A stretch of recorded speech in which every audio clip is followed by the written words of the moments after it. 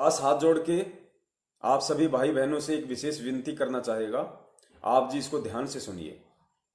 पुण्यात्माओं, इस पूरी सृष्टि में सतगुरु रामपाल जी महाराज जी के अलावा कोई भी समर्थ नहीं है, कोई भी अपने आप में संपूर्ण नहीं है। सबके सब दो कोड़ी के जीव हैं।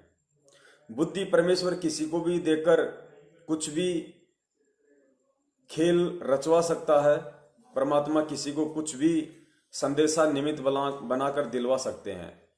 जिस प्रकार 650 वर्ष पहले परमेश्वर ने एक भैंसे को निमित्त बनाकर और संस्कृत में वेद मंत्र बुलवा दिए, फिर उनका हिंदी में सरलार्थ भी करवा दिया।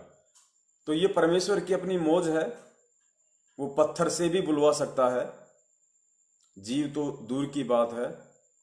तो दास का निवेदन है कि जो भगत भाई जो भी शंका भेजता है, जो भी कमेंट्स भेजता है, या उन्हें लगता है कि मैं पवन भगत जी से मेरी इस शंका का समाधान चाहूं, तो पुण्यात्माओं, दास कोशिश करता है और दास की 100% यही कोशिश रहती है कि दास आप जी की उस शंका का परमेश्वर के तत्व ज्ञान आधार से ही समाधान करे।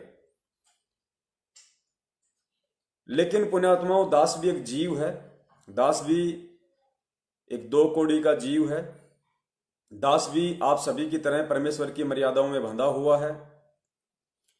आप जी मेरे द्वारा शंका का समाधान अवश्य सुनिए, लेकिन उस समाधान को आप अपने जीवन में तभी अप्लाई करें जब आपकी आत्मा इस बात की स्वीकृति दे कि वास्तव में पवन भगत जी के माध्यम से मुझे जो शंका का समाधान मिला है वो परमेश्वर कबीर साहिब जी अर्थात सतगुरु रामपाल जी महाराज जी के तत्व ज्ञान से मैच करता है, गुरु जी के सत्संगों से मैच करता है।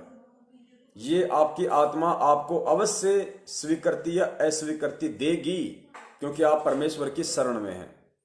परमेश्वर ने हमारे अंदर तत्व ज्ञान रूपी बीज डाल रखा है, तो सही गलत का फैसला हर जीव कर सकता है। तो मैं निवेदन करूंगा, मेरे द्वारा बताए गए किसी भी समाधान को आंख बंद करके आप जी ने अपने आध्यात्मिक जीवन में अप्लाई नहीं करना है। अगर मेरे द्वारा ऐसा कोई गलत समाधान बता दिया गया जिसमें जरा सी ऊक चूक हो, तो पुण्यात्माओं, मैं तो दोषी बनूंगा। साथ में आंख बंद करके उस समाधान को अप्लाई करने वाला सामने वाला भगत भाई बहन भी दोषी बनेगा।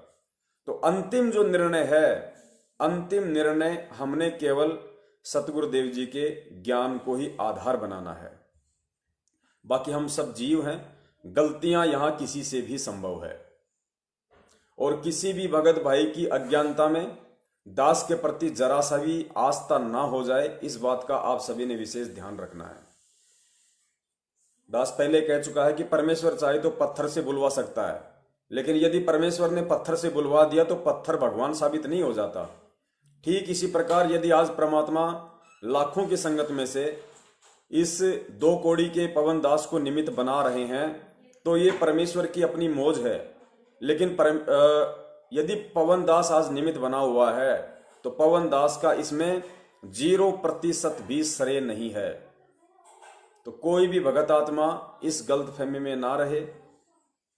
चाहे आप दास से कोई सवाल पूछें या किसी संगत में अन्य भगत भाई बहन से पूछें, या चाहे सतलोक आश्रम मैनेजमेंट हरियाणा वालों से पूछें, आपने अंतिम निर्णय गुरुदेव के ज्ञान को आधार बनाकर ही लेना है कि इस भगत के द्वारा कितना सही और कितना गलत बोला गया है। वरना फिर वही बात हो गई, कुएं से निकले तो खाई में जा गिरे। भगत समाज की इसी श्रद्धा, इसी भाव और इसी भोलेपन का सतलोक आश्रम मैनेजमेंट हरियाणा ने पिछले 6 वर्षों से भरपूर फायदा उठाया। इसी भाव और श्रद्धा का, इसी भोलेपन का। भक्ति के साथ साथ संगत का करोड़ों अरबों में दान भी लूटा। संगत ने धन लुटाया, साथ में भक्ति धन भी लुटाया। सिर्फ किस कारण? भोलेपन के चलते, आंख बंद करके किसी पर भी विश्वास कर लेने के चलते संगत ने मार खाई। उसके बाद में संजय दिल्ली वाला, 150 भगत उसके पीछे हो गए और फिर वो भी आगे जाके गुरु बन बैठा। तो कितनी भगत आत्माओं ने उस अंधता के चलते, उस भोलेपन के चलते संजय दिल्ली वाले के पीछे लग के अपने कर्म फोड़े। तो दास नहीं चाहता पुण्यात्माओं, क्योंकि दास सिर्फ एक भगत है और भगत भी दास पूरा नहीं है। दास तो इस भक्ति के माध्यम से परमेश्वर के चरणों में लग के भगत बनने की है। मैं तो सतगुरुदेव जी से रोज प्रार्थना करता हूं कि हे परमेश्वर, इस दास को भगत बनाओ। परमात्मा, भक्ति तो मेरी बाद में चलेगी, पहले मुझ नीच को भगत पूरा बनाओ परमात्मा। तो पुण्यात्माओं, दास केवल भगत है और भगत बन के अपनी भक्ति ही करना मेरा उद्देश्य है। फिर भी मैं निवेदन करूंगा कि आप जी ने इस भक्ति मार्ग पर बहुत ही सोच समझ कर, क्योंकि काल किसी भी तरीके से अपनी चाल चलता है और ये काल की ही चाल थी। अनुराग सागर में स्पष्ट लिखा हुआ है वाणी के माध्यम से। दास ने कई बार ऑडियो भेजी भी है, जो कोई गायक कलाकार भाई है उसने म्यूजिक के साथ में अनुराग सागर की वाणियों को गाया हुआ है। तो उन वाणियों में है, काल ने जब नीचे अपने दूत भेजे तो उन दूतों को काल ने कहा था कि तुम नीचे जाओ और मेरा जो बड़ा भाई है, काल ने कहा उन दूतों से कि सतलोक से मेरा बड़ा भाई है कबीर, पिता नहीं कहा, भाई कहा कि मेरा बड़ा भाई है कबीर, क्योंकि वो सबको धोखे में रखता है। वो किसी को महसूस नहीं होने देता कि मेरे से ऊपर कोई मेरा बाप भी है। तो उसने कहा कि मेरा बड़ा भाई है कबीर नाम का, वो नीचे पृथ्वी लोक पे गया हुआ है और वो नीचे जीव आत्माओं को भ्रमित कर रहा है, मेरे लोक से बाहर ले जाने के लिए उनको भ्रमित कर रहा है। और मेरे दूतों, तुमने नीचे जाना है, लेकिन बड़ी सावधानी से ध्यान रखना, किसी को भी तुम्हारे भेद का पता ना चले। और सर्वप्रथम तुमने क्या करना है? काल ने कहा कि सर्वप्रथम तुमने क्या करना है, सबसे पहले तुमने उस काल में एंट्री करनी है। का उस पंथ में एंट्री करके सबसे पहले तुमने उस पंथ से जुड़ी हुई आत्माओं पर अपना विश्वास जमाना है। कुछ भी करके सबसे पहले उनके दिल में जगह बनाओ, विश्वास बनाओ। और जब वो आत्माएं तुम्हारे ऊपर इतनी आश्रित हो जाएं, उनको इतना विश्वास हो जाए, उसके बाद फिर तुम अपनी चाल चलना। तो पुण्यात्माओं, सतलोक आश्रम मैनेजमेंट हरियाणा ने पिछले 6 वर्षों से यही किया। इन लोगों ने सबसे पहले संगत में अपना सिक्का जमाया, एक विश्वास जमाया, गुरु आदेश की आड़ में, कबीर जी के आदेश की आड़ में, सतगुरु रामपाल जी महाराज जी के नाम की आड़ में।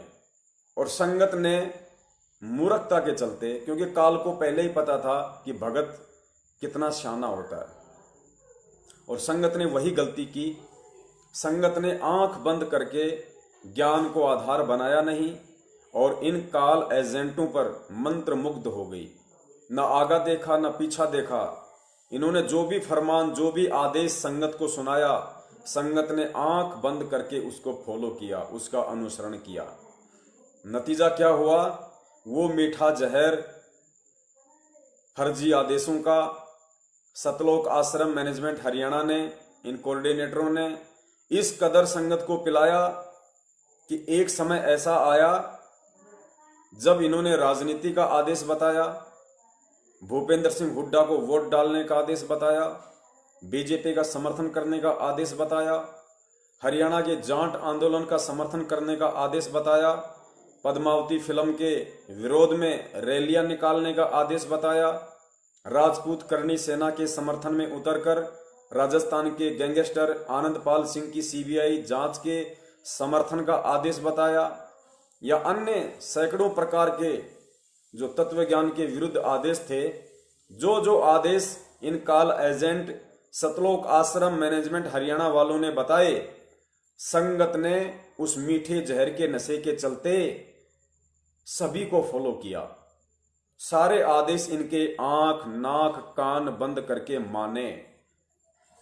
इसके अलावा इन कुपात्रों को, जो कि फर्जी नामदान के अंदर खोल खोल कर बैठे हैं, स्टेट कोऑर्डिनेटर बनकर बैठे हैं, गुरुजी के रिश्तेदार बनकर बैठे हैं, भाई बंधु बनकर बैठे हैं। संगत ने आंख बंद करके परमेश्वर के तत्व ज्ञान विरुद्ध इन कुपात्रों को करोड़ों की संख्या में दान दिया, करोड़ों की संख्या में ज्योति और पाठ करवाए, भक्ति धन लुटाया, मर्यादा लुटाई, अपना समय बर्बाद किया और परमेश्वर से दूर हुए, सिर्फ और सिर्फ ना समझी के चलते। ठीक इसी प्रकार संजय ने कुछ आत्माओं के ऊपर अपना प्रभाव जमाया, नानक जी की आत्मा का स्वांग रचकर। हम पे परमेश्वर की दया रही। जैसे ही हम लोगों को इस बात का मालूम पड़ा, सर्वप्रथम संगत में दास ने उसका विरोध किया कि भाई आपका और हमारा किसी प्रकार का कोई संबंध नहीं, कोई रिश्ता नहीं। यदि हम आज आपस में जुड़े हुए हैं तो सतगुरु रामपाल जी महाराज जी के ज्ञान के कारण। और मेरठ में इकट्ठा होने का हमारा केवल एक ही मकसद था कि सर्वप्रथम तो साध संगति हो और साध संगति के माध्यम से बरवाला कांड की जो हकीकत है वो संगत में पहुंचे। तीसरा हमारा कोई मकसद नहीं है, ना यहां किसी को नानक बनने के मकसद था, ना किसी को सर्वानंद बनने का मकसद था। आप नानक हो या नानक नहीं हो, इन बातों से वर्तमान में हमें कोई लेना देना नहीं है। इसलिए इस मनवस कर्म में हम आपका साथ नहीं दे सकते। जब उसको लगा कि यहां दाल गलने वाली नहीं है तो वो रुड़की चला गया। कुछ आत्माएं जो उसके ऊपर मंत्र मुग्ध हो चुकी थी अज्ञानता में, वो आत्माएं उनके पीछे पीछे रुड़की चली गई। रुड़की से भी फिर वो हिमाचल चला गया, हिमाचल भी वो आत्माएं चली गई, 20-25 ज्यादा नहीं। और वर्तमान में वो स्वयं, क्योंकि काल का एजेंट था, तत्वदर्शी संत बन के बैठ गया, खुद ही 56 प्रकार के व्यंजनों को भोग लगाता है। और जितने भी वहां नालायक मंद बुद्धि व्यक्ति हैं वो सब के सब उनके चरणों में दंडवत करते हैं, उससे आशीर्वाद प्राप्त कर रहे हैं। कहने का मतलब है अपने स्तर पर सतलोक आश्रम मैनेजमेंट हरियाणा ने भी संगत को बुरी तरह लूटा हर तरीके से। अपने स्तर पर काल एजेंट संजय ने भी काफी आत्माओं को लूटा अपने स्तर पर। ऐसे ही काल संगत में लोगों को खड़ा करता है। उसके बाद में कानपुर से रामचंद्र जी हैं, वो भी कुछ समय के लिए सत्सेवक बनकर संगत में खड़े हुए, सत्सेवकों के साथ खड़े हुए। उनके साथ साथ एक पंजाब से मलोट के कर्णदास जी हैं, वो भी मेरठ में आने लगे। काफी लोग उनसे प्रभावित हुए और उनकी बातें मानने लगे। कुछ समय बाद रामचंद्र भी इस परमेश्वर के मार्ग को ना समझकर अपने मनमाने तरीके से भक्ति मार्ग पे चलने लगे। दास ने अपना बड़ा भाई समझते हुए उनसे प्रार्थना की, उनसे विनती भी की, उनको समझाने की भी कोशिश की, लेकिन हर प्राणी का अपना अपना कर्म संस्कार होता है, अपना अपना आचरण और व्यवहार होता है। रामचंद्र जी का व्यवहार थोड़ा रूखा है, वो दूसरे की बात को पूरा सुनना और समझना पसंद नहीं करते, जिस वजह से हमारे और उनके भी विचार नहीं मिले। और पिछले 4 महीने से दास उनसे भी अलग है। लेकिन उस दौरान कुछ आत्माएं जो उनसे प्रभावित हो चुकी थी, ज्यादा नहीं, 4 या 5 व्यक्ति, वो 4 या 5 व्यक्ति परमेश्वर की मर्यादाओं से फिर दूर हुए। क्योंकि 2020 में अभी 8 सितंबर को सतगुरु रामपाल जी महाराज जी का प्रकट दिवस, उन आत्माओं ने पिछली बार 2019 में मनाया था, लेकिन 2020 में नहीं मनाया। कारण कुछ भी रहा हो, भले ही 4 आत्माओं को उन्होंने परमेश्वर से दूर किया, लेकिन वो भी दाव लगा। इसी प्रकार मलोट से कर्णदास जी, कुछ आत्माएं उनके भी पीछे लगी और आज भी लगी हुई हैं। आज भी वो दास के विरोध में हैं, परमेश्वर के प्रकट दिवस के विरोध में हैं। कर्णदास जी केवल परमात्मा को जन्म लिया हुआ ही मानते हैं। उसके बाद में एक लॉर्ड बुद्धा फाउंडेशन आया। लॉर्ड बुद्धा फाउंडेशन गुरुजी की जमानत के नाम पे एक ड्रामा शुरू किया। मकसद उनका क्या था गुरुजी की जमानत के पीछे का? केवल यही था कि उनका जो फाउंडेशन है उसके ज्यादा से ज्यादा भक्तों को मेंबर बनाया जाए। उन्होंने प्रयास भी किया, लेकिन कुछ आत्माओं के प्रयास से वो ज्यादा समय तक उस प्रयास में प्रयासरत नहीं रह सके। लॉर्ड बुद्धा फाउंडेशन वाले BL सूर्यवंशी जी, रतलाम मध्य प्रदेश से, दास आप सभी को बता देना चाहता है, आज भी वो सतगुरुदेव जी की जमानत के नाम पर अपने स्तर पर प्रयासरत हैं। उनके प्रयासरत होने के पीछे का मकसद केवल मान बढ़ाई है, अपनी संस्था के नाम को चमकाना है। BL सूर्यवंशी जी परमेश्वर के ज्ञान से परिचित नहीं है, अध्यात्म ज्ञान से वे परिचित नहीं है। कबीर पंथ में आने के बाद भी, सतगुरु रामपाल जी महाराज जी से दीक्षा और शिक्षा लेने के बाद भी, लॉर्ड बुद्धा फाउंडेशन वाले आज भी भगवान बुद्ध और भीमराव अंबेडकर जी के ही विचारों से अधिक प्रभावित हैं। वे आज भी गौतम बुद्ध को भगवान मानते हैं और भीमराव अंबेडकर जी को सतगुरु रामपाल जी महाराज जी से भी ज्यादा सम्मान की दृष्टि से देखते हैं। इसलिए दास ने कभी भी उनका सहयोग नहीं दिया। कई बार वो दास के पास आए, जब राजस्थान के टोंक में सत्सेवक सम्मेलन हुआ करता था शंकर दास जी के माध्यम से, तो हम सभी वहां जाया करते थे। उसी प्रोग्राम में ये लॉर्ड बुद्धा फाउंडेशन वाले आए, दास की मीटिंग हुई। इन्होंने दास को कई तरीके से समझाया, लेकिन दास को वहीं पे आभास हो गया था कि ये लोग ज्ञान आधार से नहीं चल रहे हैं, और यदि मैंने इसके इन मनवस आचरण में साथ दे दिया तो कल को सैकड़ों आत्माएं भ्रमित होंगी और दास भी दोषी होगा। इसलिए दास ने लॉर्ड बुद्धा फाउंडेशन का भी समर्थन नहीं किया, कभी भी उनका साथ नहीं दिया, क्योंकि ये लोग आज भी गुरुजी को जन्म लिया हुआ ही मानते हैं। इन्हें केवल संत रामपाल जी महाराज जी एक मानुष नजर आते हैं, आम व्यक्ति नजर आते हैं। तो पुण्यात्माओं, जिस प्रकार काल ने तरह तरह के खेल खेलकर तरह तरह के लोगों को संगत में खड़ा करके और इस मार्ग से आत्माओं को भ्रमित करने की कोशिश की है और किया भी है, क्योंकि यही वो समय है जिस समय काल अपनी पूरी ताकत लगाता है।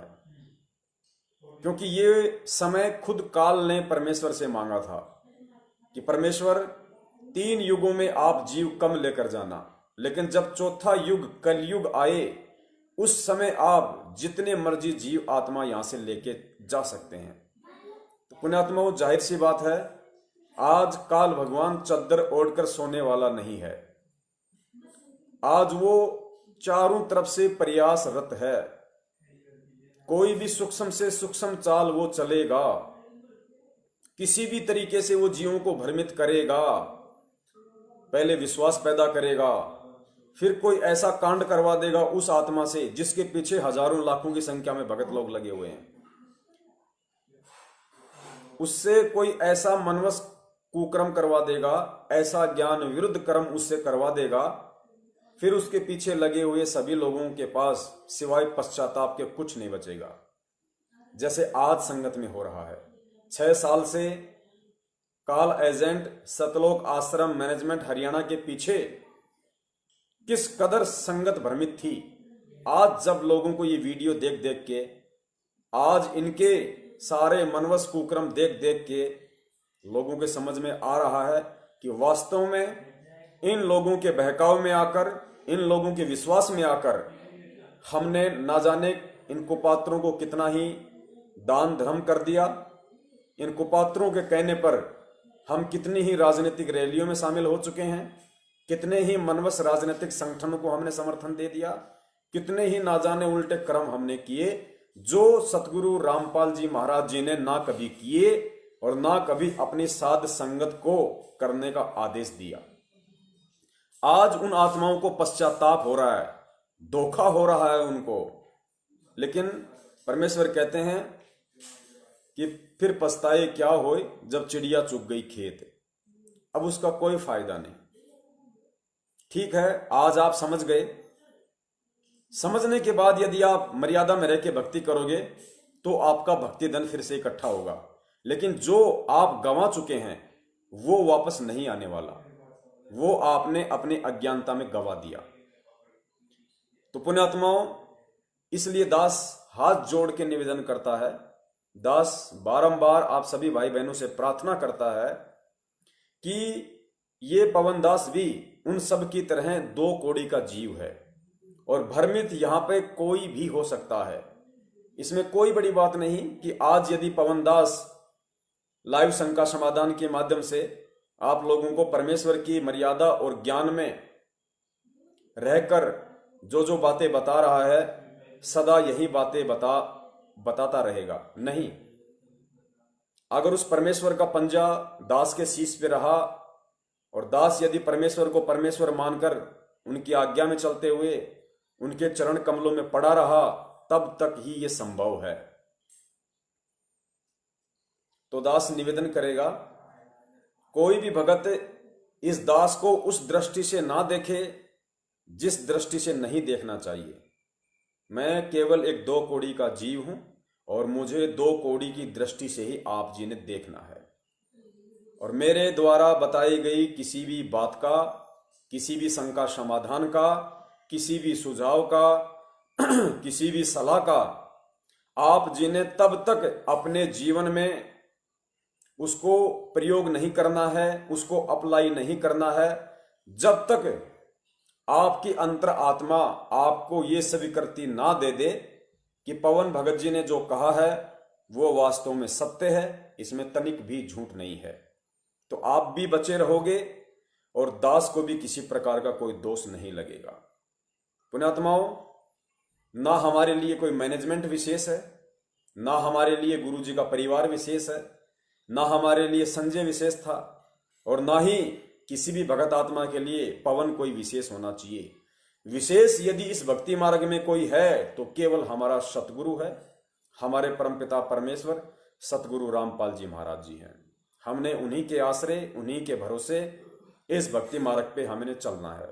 ठीक है, साध संगति का आदेश परमेश्वर का दिया हुआ है, ये कोई भी कर सकता है। जरूरी नहीं कि साध संगति मोबाइल के माध्यम से ही होती है। दो भाई आपस में मोबाइल पे बात कर रहे हैं, वो भी साध संगति है।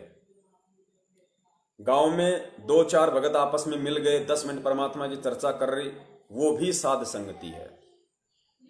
1000 भगत किसी सत्संग में मिल जाएं और आपस में बैठ के परमेश्वर की चर्चा कर रहे हैं, वो भी साध संगति है। लेकिन हमने किसी भी भगत की, किसी भी मैनेजमेंट वाले की या पवन दास की केवल उन्हीं बातों को स्वीकार करना है जो बातें सतगुरु के ज्ञान से मेल खाती हैं। तो हमने, जैसे गुरुजी कहते हैं कि सावन के महीने में भेड़ की पूंछ पकड़ के यदि कोई दरिया पार करना चाहे तो वो नहीं हो सकता, इम्पॉसिबल। तो पुण्यात्माओं, दास तो केवल एक भेड़ है, एक बकरी है, इससे ज्यादा दास की औकात नहीं है। तो दास की पूंछ पकड़ने की कोई भी भगत भाई ना सोचे सौपन में भी। अगर पूंछ पकड़नी है और वास्तव में दरिया पार करना है तो केवल परमेश्वर सतगुरु रामपाल जी महाराज जी के तत्व ज्ञान की पूंछ पकड़नी है। केवल वे ही हमें सदमार्ग दिखा सकते हैं, हमारा मार्गदर्शन कर सकते हैं। दास आप जी की सेवा में जो भी कुछ कहता है, जो भी कुछ बोलता है, जो भी कुछ दिखाता है, वो मेरे घर का कुछ नहीं है, ना मेरे बाप दादाओं का है। दास जो भी शब्द बोलता है केवल परमेश्वर के उन्हीं सत्संगों को आधार बनाकर बोलता है जो मैंने सुने हैं। जहां तक मैं उनको सुन पाया हूं, अनुभव कर पाया हूं, वही शब्द मैं आप जियों तक पहुंचाता हूं। उससे बाहर मेरे पास बताने के लिए कुछ भी नहीं है। तो इसमें दास का किसी प्रकार का ना कोई श्रेय है, ना कोई रोल है। तो पुण्यात्माओं, ये कुछ बातें थीं जो आप जी को बताना अति आवश्यक है। क्योंकि देखो, बहुत सारे भगत भाई जो अनुभवी हैं, काफी समय से परमेश्वर से जुड़े हुए हैं, ज्ञान को आधार बनाकर चल रहे हैं, उन्हें इन बातों में कोई शंका नहीं है, कोई संशय नहीं है। वो ना कभी सोचते हैं इस तरीके से। उन्हें पता है कि चाहे पवन हो, चाहे मैनेजमेंट हो, या चाहे ब्रह्मा विष्णु महेश हो, सतगुरु के आगे सब दो कौड़ी के जीव हैं। ठीक है, एक दूसरे के माध्यम से बातचीत हो जाती है। कोई भाई परमात्मा का कोई सत्संग नहीं सुन पाता, किसी भाई ने कोई सत्संग नहीं सुना। जिसने सुन लिया वो यदि उस सत्संग के विषय में किसी के शंका का समाधान कर रहा है तो अच्छी बात है, लेकिन इसमें किसी को विशेष सम्मान की दृष्टि से नहीं देखना। फिर भी बहुत सारे भगत भाई बहन ऐसे हैं जो अभी इस ज्ञान से इतने परिचित नहीं हो पाए, सतगुरु से इतने परिचित नहीं हो पाए। अभी उन्होंने नया नया नामदान लिया है, वो अभी समझ नहीं पा रहे इन सब बातों को। तो हो सकता है इस ज्ञान को ना समझ पाने के चलते जो नए भगत भाई बहन हैं उनमें जरा सा ये विचार आ सकता है। तो उन भाइयों के लिए, उन बहनों के लिए, उन माताओं के लिए दास का ये निवेदन था कि आप जी ऐसी गलती भविष्य में कभी भी ना करें। भाई जो गुरु बचन पे डट गे रे कट गे फंद 84 के। भाई जो गुरु बचन पे डट गे रे कट गे फंद 84 के।